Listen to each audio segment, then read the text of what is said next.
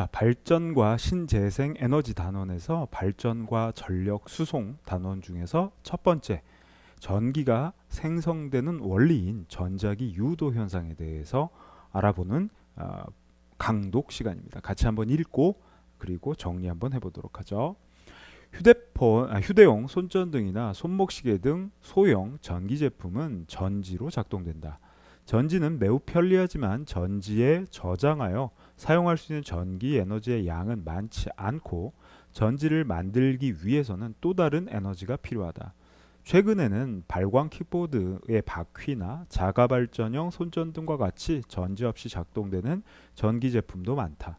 자가발전형 손전등은 내부에 자석과 코일이 들어 있어. 자, 여기서 사실은 이 부분을 일종의 이제 도입 부분인데 이 부분을 읽는 이유는 이 코일이란 단어가 나오고 이게 이제 앞으로 설명하게 될 전자기 유도 현상의 예시에 가장 중요하게 사용되는 부품이기 때문에 그 용어를 해석하기 위해서 같이 읽었다고 보시면 됩니다. 그래서 코일을 뭐라고 얘기를 하냐? 자, 정의, 도선의 원형 또는 원통형으로 여러 번 감아 놓은 거. 그러니까 원형이라고 하는 게 한 번 감기면 원형일 거고 그게 연속으로 계속 감기면 우리가 원통형이라고 얘기를 할 수 있는 거예요. 그래서 도선이 뭐예요? 도선? 전류가 흐를 수 있는 선이죠. 그래서 전류가 흐를 수 있는 도체선의 약자인데 도선을 감아 놓은 거다라고 하는 거죠. 그래서 끝까지 읽고 밑에 예를 좀 보도록 합시다. 전류가 흘러 코일이 들어있어 손잡이를 돌리면 전류가 흘러 불이 켜진다. 결과적으로 무슨 얘기예요? 전기에너지 생성 과정에 대해서 간단하게 얘기하고 있죠. 그러니까 돌려서 전기에너지가 만들어졌다. 이렇게 돌리는 걸 뭐라고 하냐면 우리가 물리학에서는 일을 했다고 해요. 그 얘기, 즉 이 과정은 뭘 의미하는 거냐면 자가발전형 손전등이라고 하는 건 역학적 에너지, 여러분들 앞에 배웠죠. 그리고 중학교 때도 배웠습니다. 위치 에너지, 운동 에너지, 그런 역학적 에너지가 전기 에너지로 바뀌는 과정이다. 자, 그런데 자가 발전형 손전등에서 전류는 어떻게 만들어지는가? 그 무슨 얘기냐면 역학적 에너지가 전기 에너지로 바뀌는데 그렇게 바뀌는 이유가 무엇인가? 라고 하는 것에 대해서 이야기하고 있는 거죠. 전류가 발생하는 원리를 다음 활동에서 알아보자 라고 하면서 타이틀이 있었죠. 전자기 유도. 그러니까 역학적 에너지가 전기 에너지로 바뀌는 과정은 전자기 유도 현상에 의해서 일어난 것일 거다라는 걸 미루어 짐작할 수 있겠죠. 그러니까 글을 읽을 때 제목이 중요한 이유예요. 알겠죠? 자, 그래서 이제 해보기라고 해서 나왔는데 이게 이 단원에서 제일 중요한 실험이에요. 왜? 이 실험 갖고 이야기를 계속 진행할 거거든요. 어떤 책이든지 다 그래요. 그래서 자석을 그러니까 어떤 공통과학 책이든지 다 비슷한 형태의 구조로 설명을 해 나가는데 이게 가장 기본적인 전자기 유도 현상을 이해하는데 가장 기본적인 실험이라고 보시면 됩니다. 자석을 이용한 전자기 유도 현상이다라고 해서 구조적으로 보면 여기 자석이 있죠. 자석이 있고 여기 밑에 이게 바로 코일이에요. 그죠? 이거는 한 번 감은 코일이 연속으로 원형 코일이 연속으로 켜켜이 쌓아져 있는 원통형 코일이라고 볼 수 있겠죠. 여기서 보면 이제 글자가 써 있죠. 뭐라고? 검류계. 검자라고 하는 건 뭐냐면 검사한다는 거야. 류는 바로 뭐냐면 전류. 계는 측정하는 기계에 붙이는 글자예요. 그래서 검사한다. 뭐 전류가 흐르는 걸 검사한다라고 했는데 여기 검류계 보면 가운데 뭐라고 돼 있어요. 여기 보면 0이라고 돼 있죠. 전류가 흐르지 않을 때 여기가 아니라 여기도 아니라 요 가운데가 0이에요. 그러니까 여기 바늘이 이렇게 있으면 전류계 지금 검류계에 연결된 지금 보면 요 양단의 도선은 아까도 얘기했지만 그 도선이 감겨 있다라고 했죠. 자, 여기 제가 도선을 하나 감고 있어요. 이걸 계속 감아요. 그러면 항상 처음과 끝이 있겠죠. 그죠? 그래서 코일은 감는 거지 이게 연결하는 게 아니에요. 그래서 처음과 끝이 존재하는 거예요. 그래서 처음을 여기다가 연결해 놓고 그 다음에 나머지 다른 한쪽 끝을 여기다가 연결한 거죠. 그래서 여기서는 전류의 흐르는 방향에 따라서 플러스 한쪽 방향을 플러스라고 하고요. 다른 한쪽을 마이너스라고 해서 흐르는 방향까지 표시를 해주는 거예요. 만약에 여기서 오른쪽으로 바늘이 10을 가리키는 경우하고 왼쪽을 10 가리키는 경우가 있다고 한다면 둘의 전류의 크기는 같지만 방향은 반대다라는 것을 읽어낼 수 있어야 돼요. 그래서 10은 크기는 같지만 방향은 반대다. 20 20 방향은 같지만 크기는 반대다라는 걸 기억하고 계셔야 됩니다. 자, 여기서 이제 많은 질문들이 하죠. 상황을 잠깐 볼까요? 코일과 검유계를 집게에 달린 전선으로 그림과 같이 연결해서 이제 이걸 뭘 만드는 거냐면 회로를 구성했다라고 얘기해요. 회로. 회자가 뭐냐면 돌아오는 거예요. 그래서 여기서 출발해서 이 코일을 따라서 쭉 따라가다 보면 이 끝이 나오게 될 거고, 끝을 연결해 보면 다시 어떻게 돼요? 검유계에 연결되어 있죠. 그래서 이렇게 다시 처음과 만나는 그런 형태의 길을 회로라고 합니다. 그래서 회로를 구성한 거죠. 그래서 코일과 검유계 그리고 집게 달린 그러니까 코일과 검유계 집게 달린 전선을 통해서 회로를 구성한 거예요. 회로를 구성하는 이유는 뭐예요? 전류가 흐를 수 있게 하기 위해서인 거죠. 그죠? 그러니까 회로가 구성되지 않으면 전류는 흐를 수가 없습니다.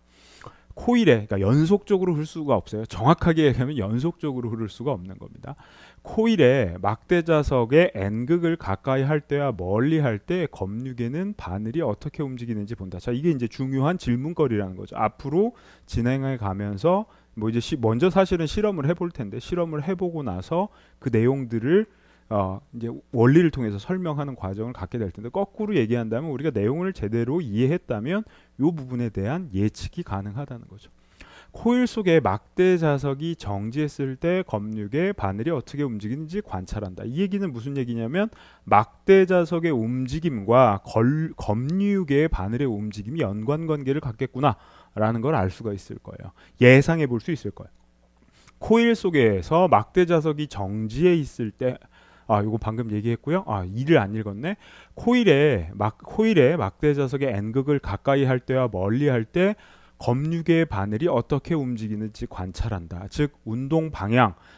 우리가 지금 이 경우는 뭐 N극을 밑에다가 놨죠. 얘가 가까이 갈 때하고, 그러니까 위에서 아래로 내릴 때, 그리고 아래에서 위로 움직일 때 바늘의 움직임이, 방향이 다르게 움직이나 보죠. 그 얘기는 무슨 얘기예요? 한 번은 오른쪽으로, 그죠? 한 번은 왼쪽으로, 뭐 이런 식으로 움직인다니까. 한 번은 오른쪽, 한 번은 왼쪽으로 이런 식으로 움직일 테니까 전류의 방향이 바뀔 수도 있겠구나라는 걸 우리가 이 실험을 통해서 개략적으로 알 수 있겠죠. 즉 아까 얘기했던 검유계를 읽는 방법을 정확하게 알고 있다면 이 실험을 통해서 전류의 흐름의 방향이 바뀐다는 걸 알 수가 있을 거라는 거예요. 그래서 과학이라고 하는 건 굉장히 기초가 되게 중요한 겁니다.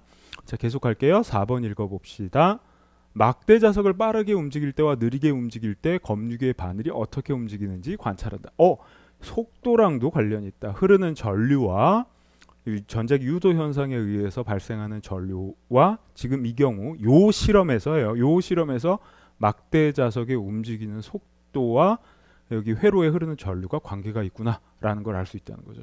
정리를 해보면 폐회로 안에서 회로 안에서 회로를 구성하고 있을 때, 이런 것들이 회로를 구성하고 있을 때 얘를 움직이면 검유계 바늘이 움직이나 보죠. 그리고 전류가 흘러요. 그런데 가까이 갈 때하고 멀어질 때하고 검유계 바늘이 움직이는 방향이 아마 달라지나 보죠. 그러면 전류가 흐르는 방향이 달라질 거다라는 걸 알 수 있을 거고요. 그 다음에 정지했을 때는 얘하고 좀 다른 양상이 일어나나 보다라고 하는 것 또한 예측할 수가 있겠죠.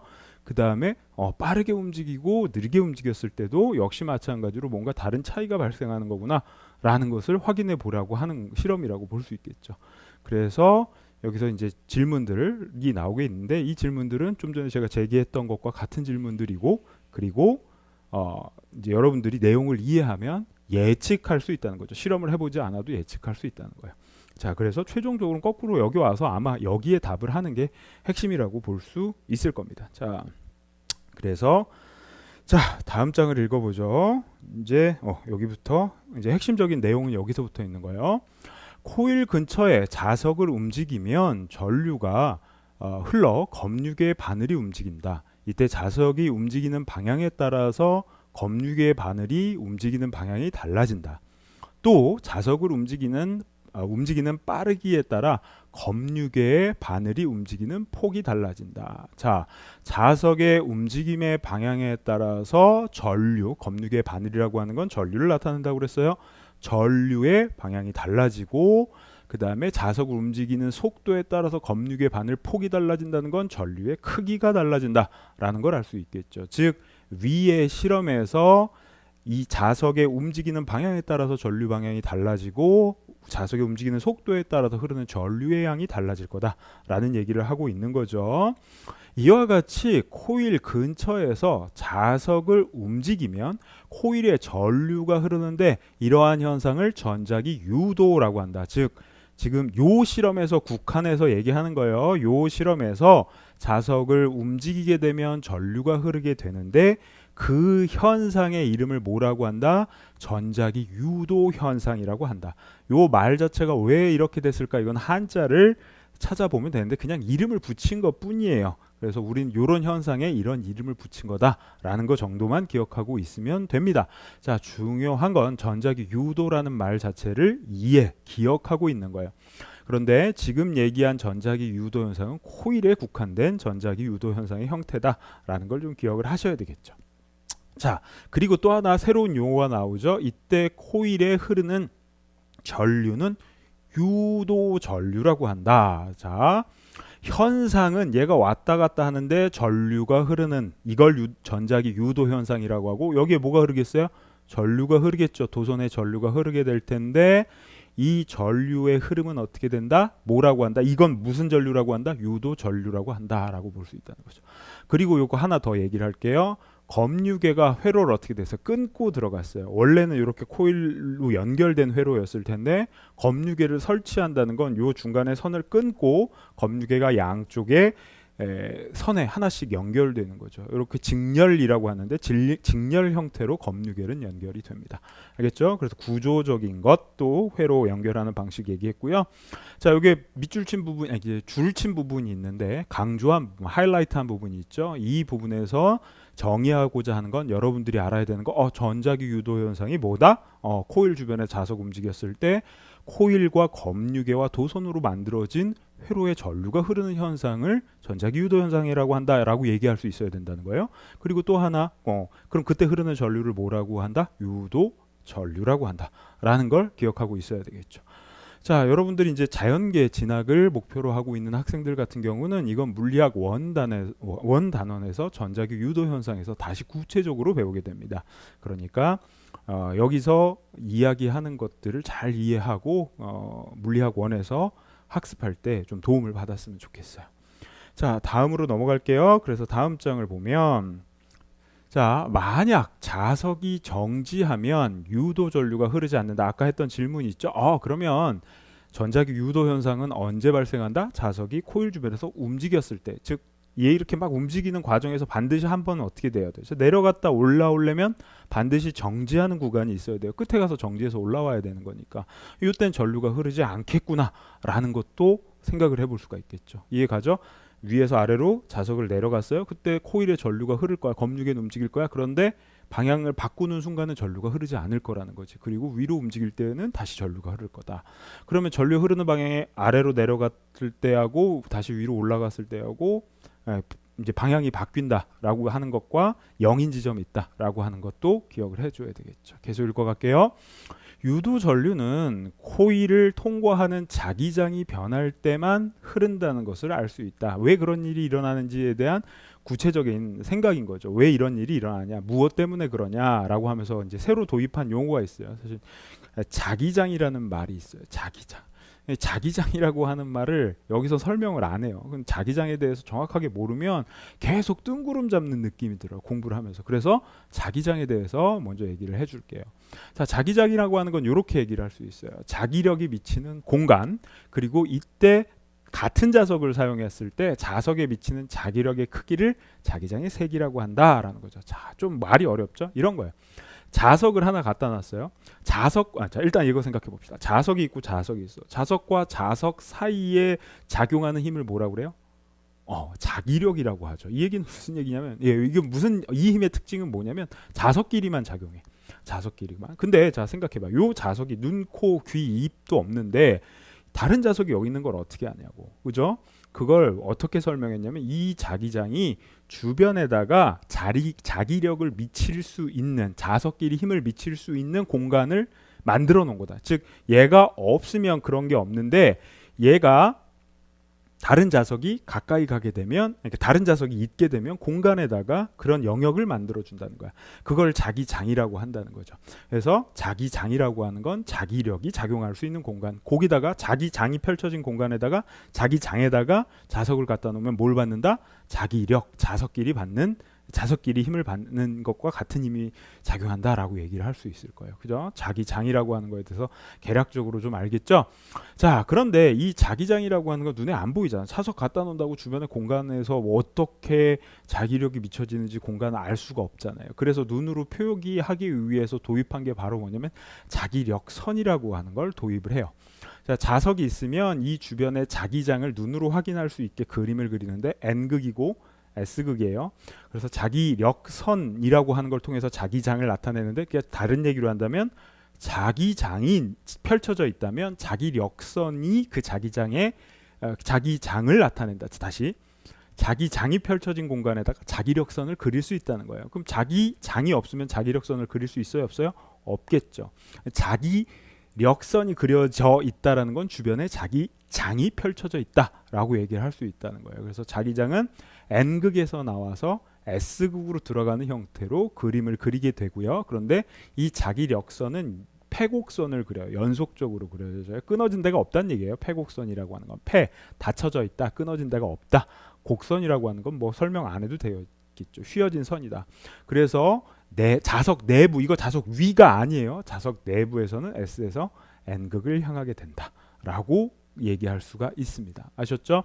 그래서 자기장과 자기력과 자기력선을 이해해야지 정확하게 이 부분에 대한, 이 단원에 대한 이해를 할 수 있어요. 다시, 자기력은 뭐예요? 자석끼리 서로 주고받는 힘을 자기력이라고 하고, 자기장은 어떤 자석이 다른 자석의 존재를 모르는데 어떤 영역에다가 놨더니 걔가 자기력을 받아? 그러면 그 주변엔 자기장이 있다라고 얘기를 할 수 있을 거고, 그 자기장을 눈으로 볼 수 있게 하기 위해서 그려놓은 선이 뭐다? 자기력선이다. 자기력선은 N극에서 S극으로 향하게 되고, 자석 내부에서는 S에서 N극을 향하게 된다. 자, 이렇게 설명할 수 있겠죠? 자, 계속 이야기를 할게요. 그래서 뭐라고 했냐면, 유도 전류의 원인은 뭐라고 했냐면 자기장이 변할 때만 흐른다라는 거야. 그럼 전자기 유도 현상의 원인이 뭐라는 거야? 자기장의 변화구나. 첫 번째 자기장의 변화구나라고 얘기를 하는 거예요. 그러니까 첫 번째가 아니라 사실은 물리학 원에 들어가기 전까지 통합과학에서는 이게 원인이에요. 이것만 얘기할 거예요. 알겠죠? 그래서 뒤에 이 이외의 원인에 대해서도 한 가지 더 얘기하겠지만, 코일 나오고, 그죠? 이 실험에서는 원인은 단 하나, 뭐예요? 코일을 통과하는 자기장이 변할 때. 그럼 코일을 통과하는 자기장이 변할 때라고 하는 건 무슨 얘기냐면, 봐봐요. 자, 자석이 여기 있었어요. 근데 여기 자석이 하나 더 있다고 생각해봐요. 얘가 자석이 위에 있어요. 그랬을 경우는 서로 이제 자기력이 작용을 하겠죠. 얘가 만들어내는 자기장에 의해서 자기력을 받게 될 거예요. 이해가죠? 가까이 갔어요. 가까이 가면 얘가 받는 자기력이 어떻게 돼요? 더 커지겠죠. 그럼 무슨 얘기냐면, 얘가 놓여져 있는, 즉 얘가 요 자리에 만들어 놓은 자기장이 어떻게 된다는 거야? 변했다는 거죠. 이렇게 되면 뭐가 발생한다? 전자기 유도 현상에 의해서 전류가 발생한다는 거야. 자, 멀어지면 역시 어떻게 돼요? 얘가 있는 이 영역에서의 자기장의 세기가 감소하겠죠. 그럼 어떻게 돼요? 전자기 유도 현상에 의해서 전류가 발생한다. 여기서 중요한 건 증가할 때만 발생하는 게 아니라 감소할 때도 발생을 한다는 거예요. 알겠죠? 그러면 증가하다가 감소하니까 어떻게 되겠어요? 증가하다가 감소하니까 0인 지점이 있겠죠. 반드시. 그래서 그때는 전류가 흐르지 않을 거다. 그죠? 아래로 갈 때 가다가 증가하다가, 아래로 갈 때는 전류가 흐르다가 멈추면 전류가 흐르지 않을 거고, 위로 올라가면 전류가 흐르다가 여기서 멈추면 전류가 흐르지 않을 거고, 이런 식으로. 그리고 그 과정에선 전류의 방향이 바뀔 거다라는 얘기죠. 이해 가죠? 자, 그래서 사실은 이게 교과서에서 많은 얘기를 하고 있진 않지만, 이 배경 지식이 많이 필요한, 이 여기를 이해하기 위해서 필요한 배경 지식이 꽤나 많은 부분이에요. 계속 읽어갈게요. 또 유도 전류는 자석의 세기가 강할수록, 자석이 세기가 강하면 어떻게 되겠어요? 아까 얘기한 실험에서 우리가 생각했던 실험, 그걸 사고 실험이라고 하는데, 사고 실험에서 코일 안쪽에 있던 자석에 미치는 자기장의 세기가 커지겠죠. 그리고 그러다 보니까 변화가 더 심해져요. 조금만 움직여도 자석이 조금만 움직여도 얘한테 미치는 자기력의 크기가 많이 바뀌게 되는 거예요. 그래서 세기가 강할수록 자석을 빠르게 움직일수록 많이 흐른다.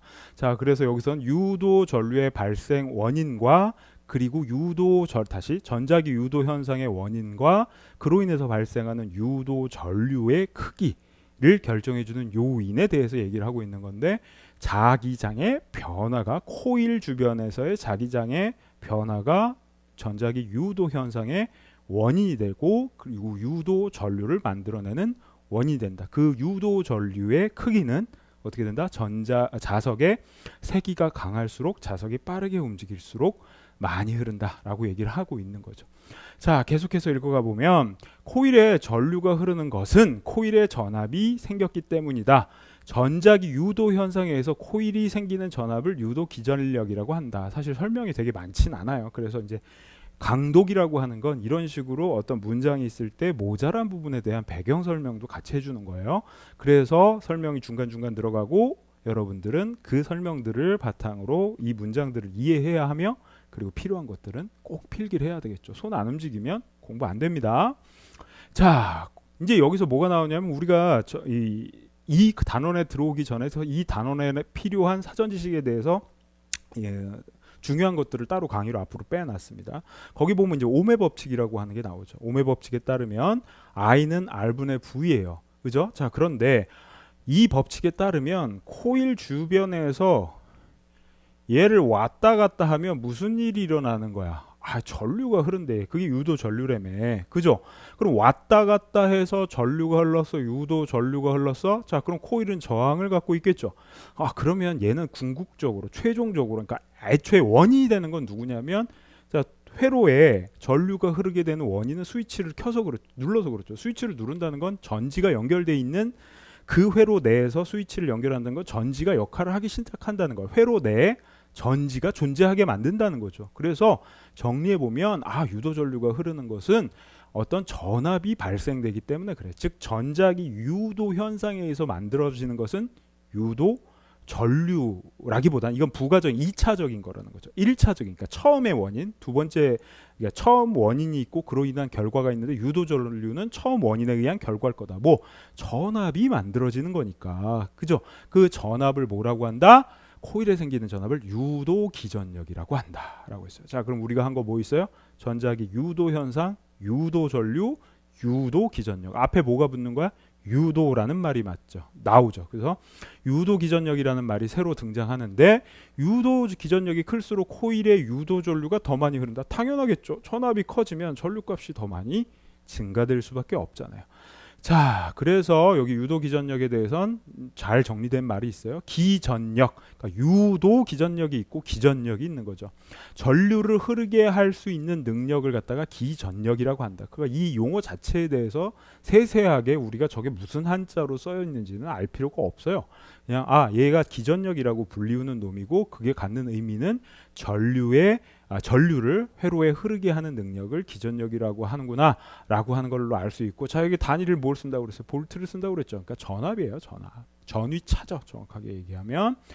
자, 유도 기전력이 더 많이 흐른다. 자, 그럼 여기까지 쓴 내용을 정리해보면 뭐라고 할 수 있냐면 유도 기전력과 유도 전류의 관계라고 얘기할 수 있겠죠. 패러데이는 수많은 실험을 반복하여 다음과 같은 법칙을 발견하였다. 뜬금없이 패러데이라고 하는 사람이 나오는데 오른쪽에 그림이 있네요. 너무 귀엽게 그려놨어요. 마이클 패러데이라고 하는 사람입니다. 이름을 풀네임을 안 써놨는지 모르겠는데 마이클 패러데이고요. 영국 사람입니다.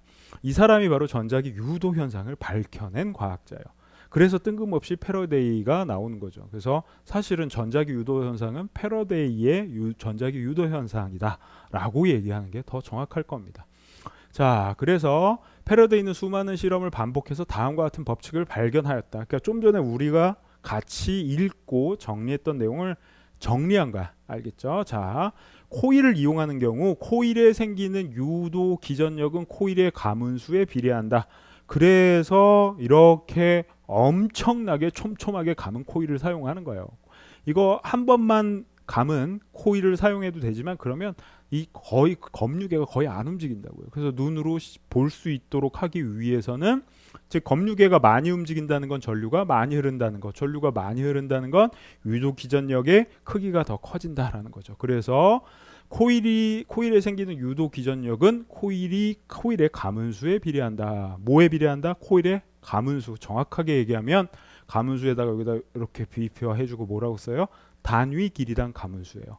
무슨 얘기냐면 100번을 감았어요. 그런데 이만한 길이에다 100번을 감은 거랑 요만한 길이에다 100번을 감은 게 똑같냐고? 안 똑같아요. 알겠죠? 그래서 단위 길이라고 하는 건 자, 우리가 얼만큼을 기준으로 가문수를 셀 거야 라는 하는 길이를 단위 길이라고 결정을 하고 그 단위 길이당 가문수에 비례한다 라고 이야기를 하는 거죠. 자, 그리고요.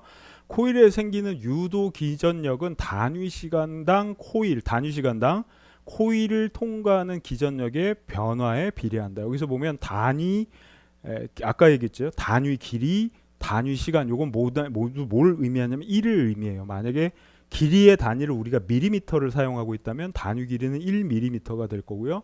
미터를 사용하면 1m, 1cm를 사용하고 있으면 1cm가 돼요. 그거는 상황에 따라 달라진다는 거죠. 그래서 주어진 조건을 잘 읽어봐야 돼요. 즉 주어진 조건에서 길이를 세는 단위로서 1로서 뭘 사용하고 있는지, 그리고 단위 시간도 마찬가지예요.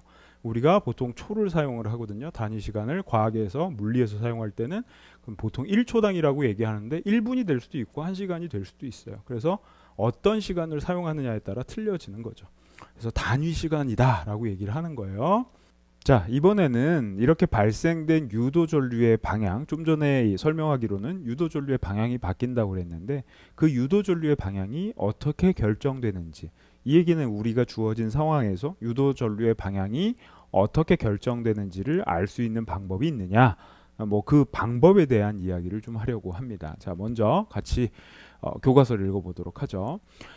유도 전류의 방향은 그림 4-30과 같이 자석의 운동 방향이나 자석의 극에 따라 달라진다. 운동 방향과 극이 유도 전류의 방향을 결정해 주는 요소다라는 걸 알 수 있을 거고요. 나와 같이 자석의 N극을 코일에 가까이 할 때와 멀리 할 때, 나와 같이 자석의 S극을 코일에 가까이 할 때와 멀리 할 때.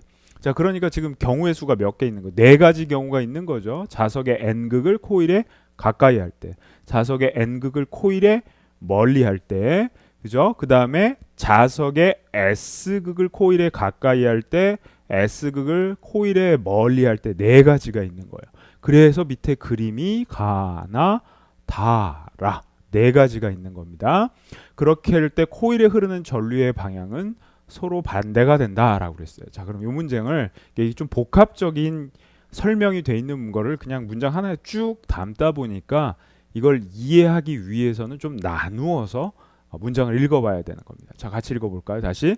나와 같이 자석의 N극을 코일에 가까이 할 때와 멀리 할 때 코일에 흐르는 유도 전류의 방향은 반대가 된다. 이 얘기는 무슨 얘기냐면 이 경우하고 코일에 흐르는 전류의 방향이 반대가 된다라는 거예요. 다시 또 읽어보면 나와 같이 자석의 S극을 코일에 가까이 할 때와 멀리 할 때 코일에 흐르는 유도 전류의 방향은 반대가 된다. 그래서 이런 2가지 문장에 사용되는 그 글자들을 최소화하는 상태에서 설명을 하려다 보니까 이렇게 중첩해서 2가지 상황을 겹쳐서 이렇게 문장으로 쓰게 된 겁니다.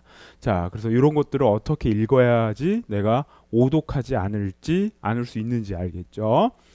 자, 그래서 그럼 요 경우에 대해서 설명되어 있는 2가지 4가지에 대해서 한번 알아보도록 합시다. 맨 처음에 나의 경우에 대해 생각을 해보도록 할게요. 자, 맨 처음에 여러분들이 이제 이런 걸 설명하는 데 있어서 전체적인 근본적인 원리를 하나 알고 가면 편해요. 사실 과학이라고 하는 건 자연이 어떤 특징을 갖고 있는지에 대한 설명이거든요. 그래서 이 경우도 마찬가지로 그 근본적인 원리가 하나 있다고 가정하고 그 상황에 대해서 그 근본적인 원리를 적용해 보면 이해하기가 쉽습니다. 자, 가장 근본적인 원리는 뭐냐면 이런 거죠. 자연은 전자기 유도 현상은 변화를 막는 방향으로 작용한다. 그러면 그 변화가 뭐냐라고 생각을 해보면 자석이 가까이 가고 멀리 감으로써 코일이 느끼는 자기장의 변화를 막는 방향으로 생긴다라고 생각을 하면 된다는 거죠. 자, 그런데 코일의 자기장의 변화, 코일이 느끼는 자기장의 변화를 막는다? 이 얘기를 생각을 해보면 자석이 가까이 가기 때문에 이 코일에서 어떤 한 점이 느끼는 자기장의 세기가 증가되는 거고, 반면에 코일이 자기장으로부터 멀어짐으로써 코일 내부의 공간에서의 어떤 자기장의 세기가 감소하는 거죠. 결과적으로 자석의 움직임이 코일이 느끼는 자기장의 변화를 만들어내는 거예요. 그러면 자연은 저런 자기장의 변화를 막기 위해서 뭘 만들어내냐면 자기장을 만들어내요. 그러니까 자기가 자석이 되는 거예요. 자기가 자석이 돼서 이 자석의 움직임을 막으려고 한다라고 해석할 수 있다는 거죠. 이건 해석이에요. 그러니까 자연에서 일어나는 어떤 상황을 우리가 봤을 때 그렇게도 볼 수 있구나라고 생각하는 거죠. 그래서 이런 지식은 굉장히 잠재적인, 템포러리한, 아주 짧은 지금 순간에서 적용되는 지식이라고 볼 수 있어요. 그러니까 여러분들이 이제 알미 점점 깊어지면 이런 것들은 제 의견, 제가 설명하는 것들은 다른 것들로 교체됩니다. 알겠죠? 그래서 여러분들이 지금 배운 게 전부 다라고 생각하면 안 돼요. 이건 아주 작은 부분이고 아주 단순한 부분이에요. 왜냐하면 인간이 지식을 쌓아가는 과정 중에 아주 시작인 부분이기 때문에 그래요. 그래서 제가 얘기했다고 그게 다 사실이다라고, 물론 잠재적인 사실인 거죠. 지금 현재 잠시 사실인 거죠. 그런데 시험 볼 때까지는 그렇게 써도 되겠지만 그 이후로는 그게 일방적으로 맞다라고 생각하면 안 된다고요. 알겠죠? 자, 그래서 고등학교까지 우리가 생각하기에는 자석의 움직임을 막는 방향으로 코일의 전류가 흐른다. 그럼 전류가 흐르는 게 왜 코일의 움직임을 막느냐라고 하면 코일의 전류가 흐르면 이 코일이 자석이 돼요. 알겠죠? 그래서 자석이 돼서 이 자석의 움직임을 막는다. 그럼 N극이 가까이 가는 움직임을 막기 위해선, N극이라고 하는 건 자석이잖아요. 그죠? 자석이 가까이 못 가게 하기 위해선 얘가 자석이 된다라고 했는데 이 코일이 어떤 자석의 무슨 극이 돼야 돼요? 끝이 N극이 돼야지 얘가 가까이 못 올 거 아니에요. 그죠? 그래서 여기가 N극이 되고 이쪽이 뭐가 S극이 되도록 자석이 만들어지도록 전류가 흐른다라고 하는 거예요. 그래서 유도 전류라고 하는 건 코일을 자석으로 만들어서 변화를 막기 위해서 흐른다라고 잠시 생각을 해도 된다는 거죠. 자, 그러면 얘가 N극이 된다라고 하는 건 이 N극이 된다라고 하는 걸 표시한 게 요 지금 초록색 선이거든요. 그럼 자석 내부의 자기장, 자석 외부의 자기장은 어디에서? N극에서 나와서 S극으로 들어간다는 거죠. 그런데 요 선은 자기장을 나타낸 뭐예요? 자기력선이에요. 그래서 저는 이 자기력선을 보고 자기장의 방향을 유추할 수 있는 거예요. 알겠죠? 그래서 이것은 자기력선이다. 자기장을 나타내는, 자기장의 방향을 나타내는 거다라는 걸 알 수 있겠죠? 그래서 N극에서 나와서 S극으로 나가는데 자석 내부에서는 어떻게 돼요? S극에서 N극으로 향한다라고 위에서 얘기했죠. 요거 기억나죠? 자, 그래서 여기가 S극이고 여기가 여기가 S극이고 여기가 N극을 형성하기 위해서 자기장이 이렇게 형성되는 거예요. 위에서라기보단 이렇게 자석이 자석이 됐다는 건 내부에서 자기장이 이렇게 만들어져 있다라고 볼 수 있다는 거죠.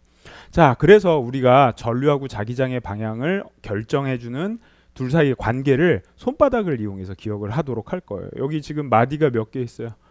하나, 두 개, 세 개 있죠. 그래서 여기다가 자기장 써놓읍시다. 여기는 마디가 몇 개 있어요? 두 개 있죠. 그럼 지금 우리는 전류하고 자기장의 관계를 설명하려고 하는 거니까 여기가 전류예요. 자, 그러면 봐봐요. 이쪽으로 가서 할게요. 자, 요 내부에서 보면 제 손바닥을 그린 게 지금 요걸 그린 거예요. 내부에서 지금 이렇게 도선이 밖에 있는 거예요. 도석이 이렇게 밖에 있고 지금 이 손가락은 저 도선 내부에서의 자기장이에요. 자, 그래서 자기장의 방향은 요 손쪽 끝이 화살표랑 같은 방향을 화살표 역할을 한다고 생각을 해봐요. 그러면 이게 지금 도선이에요. 다시 얘기를 할게요. 여기 도선을 이렇게 띄워왔어요. 그러면 요 안쪽에서의 자기장은 이런 방향이 된다라는 거예요. 그죠? 그랬을 때 전류 방향은 엄지손가락 방향이 돼요. 즉 위에서 아래로 흐르는 거죠. 그래서 이 경우 전류는 어디서 흐른다? 위에서 아래로 흐르는 방향이 되는 거죠. 알겠죠? 그래서 전류가 어떻게 흐르는지 알 수 있다라는 겁니다. 자, 그러면 그래서 위에서 아래로 흐르기 때문에 전류가 이렇게 흐르겠죠. 그러면 이렇게 흐르기 위해서는 얘도 보이는 쪽에서 같은 쪽으로 흐를 거예요. 즉 위에서 아래로 내려오기 위해서는 이쪽에서는 아래에서 위로 올라가야죠. 자, 아래에서 위로 올라가서 뒤에 안 보이는 데를 쭉 지나서 보이는 대로 이렇게 위에서 아래로 내려온다.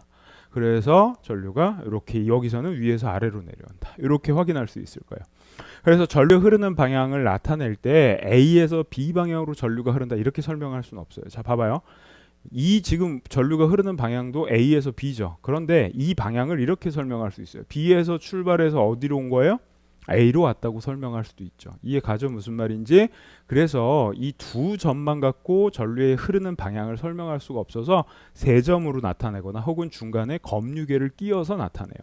그래서 A, G, B 방향으로 전류가 흐른다 라고 얘기를 하죠. 그러면 요거는 B에서 A로 흐르는 경우는 B, A, G가 되니까 순서가 동일할 수가 없죠. 전류가 흐르는 방향에 따라서 하나의 표기법만 존재하는 거예요. 그래서 A, G, B로 전류가 흐른다 라고 얘기를 할 수 있는 거예요. 자, 이제 그러면 우리가 배운 걸 여기다 적용을 해봅시다. 이 경우도 되나? 자, S극이 멀어져요. N극이 멀어져요. N극이 멀어지면 이 변화를 막기 위해서 코일은 뭐가 돼야 돼요? 회로를 구성하고 있는 코일이어야 돼요. 어디가 끊어지면 안 돼요. 알겠죠? 그러니까 회로를 구성한다는 건 어느 한 점에서 출발한 전류가 흘렀다고 했을 때 출발한 전류가 막 길을 따라서 갔을 때 다시 제자리에 돌아온다는 거예요. 그런데 길이 끊겨 있으면 그게 가능해요, 불가능해요? 불가능합니다. 알겠죠? 그래서 회로를 구성한 코일일 경우에 해당해요. 회로를 구성한 코일에서 N극이 멀어지는 경우 어떻게 되냐면 이 자기장의 변화, 요 코일 안에서 자기장의 변화가 생길 거 아니에요. 그 변화를 막기 위한 방향으로 전류가 흘러서 자기장을 형성한다는 거예요. 그걸 단순하게 얘기를 해보면 N극이 멀어지면 여기 S극이 생겨서 N극이 멀어지는 걸 막을 거고, 그러면 이 코일 내부에서 자기장은 이쪽에 S극이니까 반대쪽에 N극이 되겠죠. 그러면 S극에서 N극으로 자, 다 똑같이 여기 요거 하나 띄워올게요. 지금 요거 도선이에요. 요거 하나를 띄워왔어요. 여러분들이 관심 있는 건 이쪽이죠. 그런데 자기장이 어떻게 돼야 돼요? 이렇게 돼야 되겠죠. 그죠? N극으로 이쪽에 N극이 되기 위해서 이렇게 돼야 될 거예요. 그럼 전류는 아래서 위쪽에 흐르겠죠. 그래서 아래서 위쪽으로 흘러서, 그죠? 요게 보이는 쪽은 전부 다 아래서 위쪽이에요. 그럼 여기도 뭐가 되겠어요? 아래서 위쪽이네요. 아래서 위쪽 빙글빙글 돌아서 위에서 아래로 내려오게 될 거예요. 그리고 전류의 흐르는 방향은 B, G, A가 되겠죠. 자, 이렇게 될 거다. 자, 그러면 요걸 갖다가 그래프로 나타낼 수도 있어요. 이렇게 그래프로 나타낼 수 있을 텐데, 자, A, G, B 방향으로 흐르는 전류를 플러스라고 하고, 그죠? B, G, A 방향으로 흐르는 전류를 마이너스라고 한다면 이런 운동을 하는 과정에서 전류값은 어떻게 되냐면 맨 처음에 0이고 얘가 가까이 움직이기 시작하면 전류가 흐를 거예요. 그러다가 속도가 제일 빠를 때, 뭐가 제일 빠를 때? 속도가 제일 빠를 때 전류값이 제일 커요. 즉 여기서부터 N극이 움직인다고 생각해봐요. 여기까지 가서 멈췄어요. 그럼 얘가 거리가 제일 가깝긴 하지만 여기 속도가 어때요? 제일 작죠?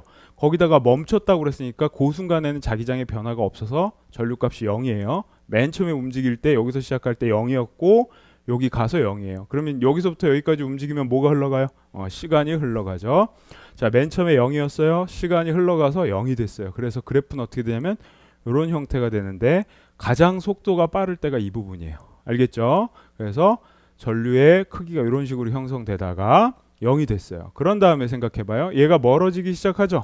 멀어져서 맨 처음에 멈췄다가 멀어지는 거니까 출발을 여기서 하는 거예요. 여기서 출발해서 다시 최대로 멀어진 다음에 멈추게 되겠죠. 그러면 또 0이 돼요. 그래서 전류가 이렇게 형성되고요. 이 움직임이 멈추지 않는다면 다시 가까이 가겠죠. 그죠? 그래서 전류는 이렇게 흘러요. 자, 시간에 따라서 전류가 흐르는 방향이 플러스 마이너스로 계속 바뀌죠. 변화됩니다. 그래서 이런 식으로 시간에 따라서 전류의 흐르는 방향이 반대로 바뀌는 걸 갖다가 교류라고 얘기를 해요. 여러분들이 집에서 전기를 사용하기 위해 콘센트에다가 플러그를 꼽죠. 그러면 그 플러그의 양쪽 구멍이 있는데 거기로 전류가 흐르는 방향이 계속 바뀌는 전류를 공급받는 거예요. 실제로는 전위를 공급받는 거고 전위차를 공급받는 건데 그 얘기는 나중에 물2 선택하는 학생들만 배우면 되는 거고, 그래서 전류를 공급받는다라고 지금은 생각하자는 거죠. 그래서 전류를 공급받아서 플러스 마이너스, 그러니까 플러스, 여기까지 플러스 마이너스, 알겠죠? 요 지점은 그냥 0이에요. 부호가 없는 겁니다. 요 지점도 마찬가지고요. 그래서 플러스, 이렇게 전류가 흐르는 겁니다. 지금 내가 그린 건 n극일 때고 플러스 방향으로 이렇게 우리가 약속한 거예요. 이걸 마이너스라고 하면 뭐가 되겠어요? 점선이 되겠죠. 알겠죠? 마이너스라고 하면 점선. 플러스 마이너스는 결정되어 있는 게 아니라 사람들이 결정하는 거예요. 이걸 플러스로 하자, 이걸 마이너스로 하자라고 결정하는 거예요. 자, 그럼 이번에는 이 S극을 볼까요? 얘가 S극이 가까이 가요. 그럼 여기 뭐가 형성돼야 돼요? S극이 형성돼야 되겠죠? 그래, 내부의 자기장은 S에서 N으로. 그럼 자기장의 방향은 또 이렇게 손을 꼬아야겠네요. 그죠? 자기장의 방향은 이쪽이 될 거예요. 자, 여기 도선이 하나 있어요. 여기 도선이 있고 이 도선을 띄워왔어요. 이렇게 띄워왔을 때 안쪽에서 이렇게 자기장이 형성돼야 되니까 전류는 이렇게 아래에서 위가 되겠죠. 그러면 여기 보면 아래에서 위가 되기 위해서 쭉 돌아가면 여기는 어떻게 돼요? 위에서 아래로 내려오겠죠. 그죠? 그래서 이 경우는 우리가 여기가 A, 그죠? G가 지금 여기서 보면, 그죠? A, B, A, G, B라고 그랬으니까 전류가 흐르는 게 B, G, A로 흐르죠. 얘랑 같은 거예요. 아, 그러니까 다시 N극이 멀어질 때하고 S극이 가까워질 때는 생각해봐요. 둘 다 여기 어떻게 돼? S극이 형성돼야 되겠죠. 그렇죠. 둘 다 S극이 형성돼야 되니까 전류의 방향이 같은 거예요. 기억해야 되겠죠.